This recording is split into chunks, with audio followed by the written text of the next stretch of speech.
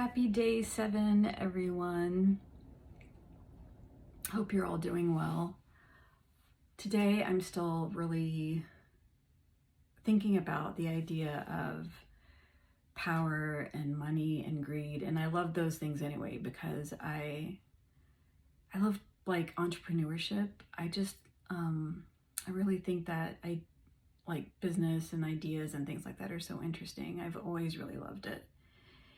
And today's atmosphere is just so interesting because finally people are able to voice that, in fact, business is personal, that the cliche of it's business, not personal is just not, it's not true. It's just not true.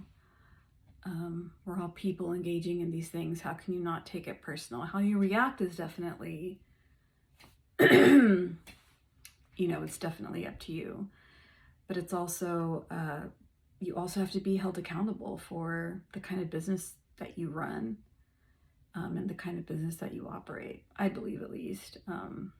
Knowing that I'm not perfect, or no one is, it's worthy of talking about. So at least for me, I don't know. Anyways, I was wondering what the deck was gonna say. So I already divided it into 3 piles. And the first question I asked was, when is it greed? The second pile is answering, when is it profit? And the third pile is answering, like, how can we discern? So for the first question on greed, I got the Chariot. So how do I know when it's greed? I think this is a great symbol for this. What a great picture. And I heard that this photography technique is called the sandwich technique. Anyways, it's really cool. So with this card, I would say that it's greed when it's like almost the shadow side of the Chariot. The Chariot involves, I believe, like momentum and a sense of confidence, a sense of balance between forces or opposing forces or seemingly opposing forces. And I think it's greed when you're arrogant, when you're completely disconnected from yourself, when you're not really proud to talk about the details of your work, just so you get more money, just so you have the potential that maybe in 2 years you get promoted, just so as an entrepreneur, your business is at the top, or you want your business to survive, so you go through shady business practices, or you're being predatory, or you're harassing people, or you're being unethical in ways that you would never want to be treated, or your family members or your friends or anyone like that.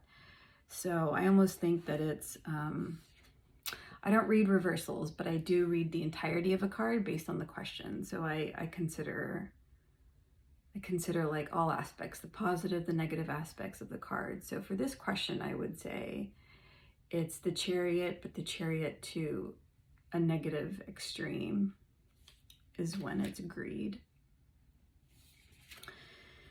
And when it's profit,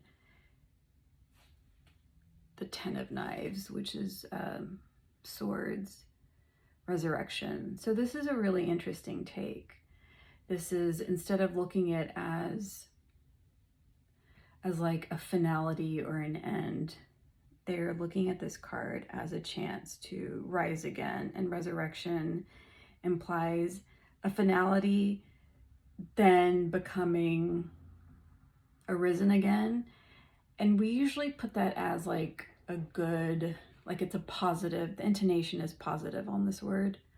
Resurrection can also be negative. But here, God, what it is, it's a woman with a feather, mask of a feather and all, so pretty.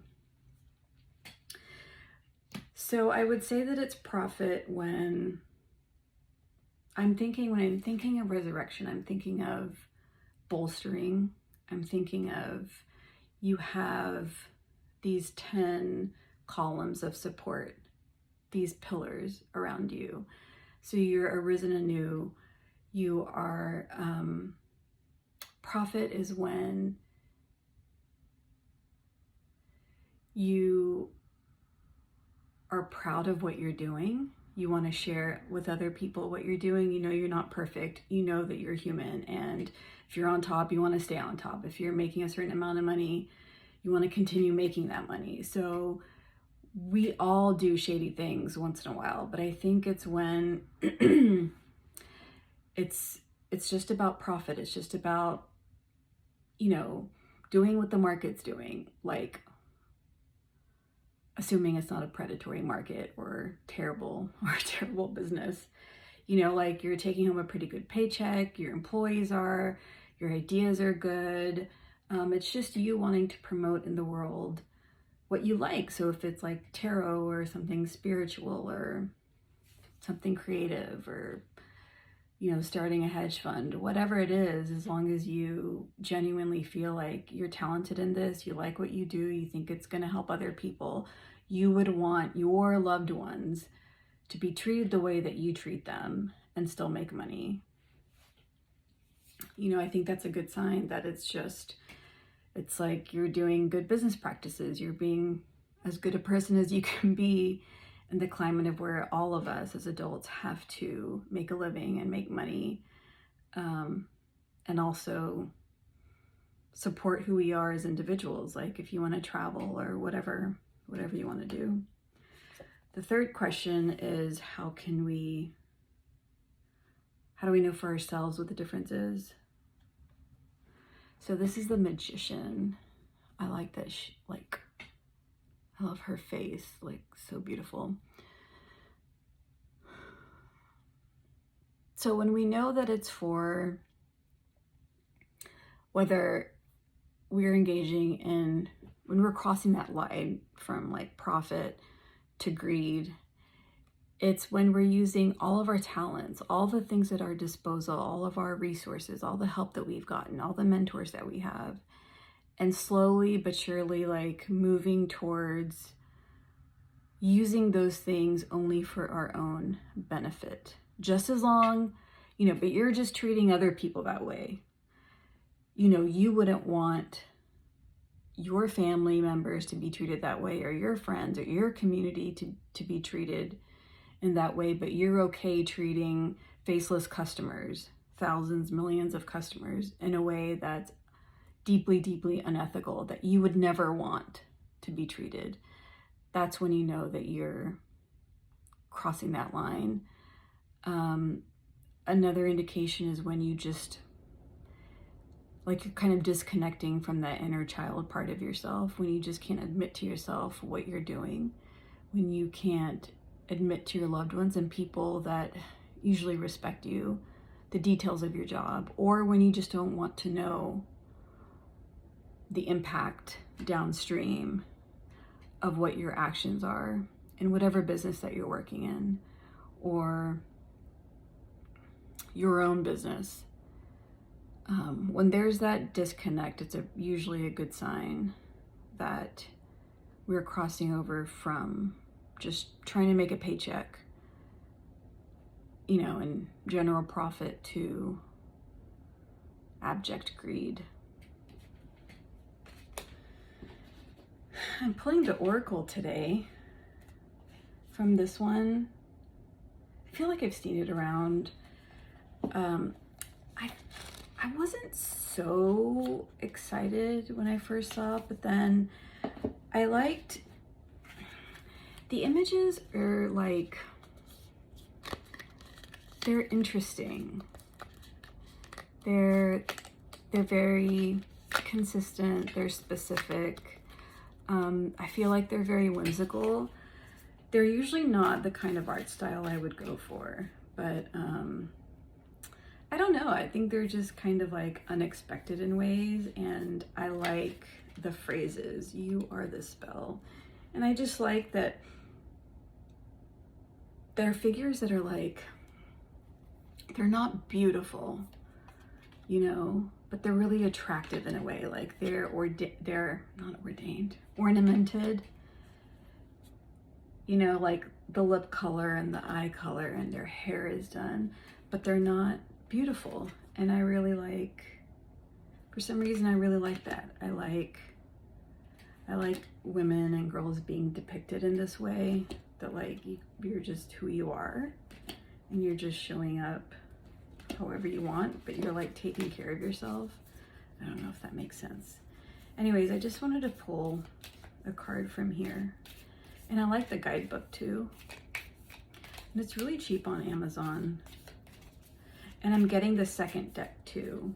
It's got 42 cards, and there's another deck that she's done. And so I'm just pulling a card on today's read, and just the idea of what we've been talking about. This is interesting. A returning. Oh, she's so solemn. I'm gonna have to look at the book on this one. Sorry. Oh, and it's broken down into like 4. This is under the card thing of remember your magic, but all these cards are broken down into different categories. The returning is page 110.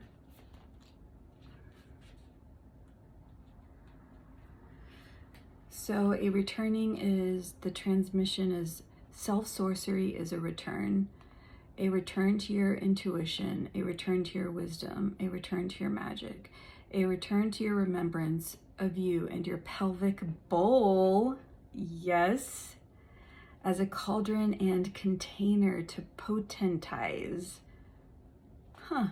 and cultivate your feminine magic. A return to, she put knowing, but she also put GK, let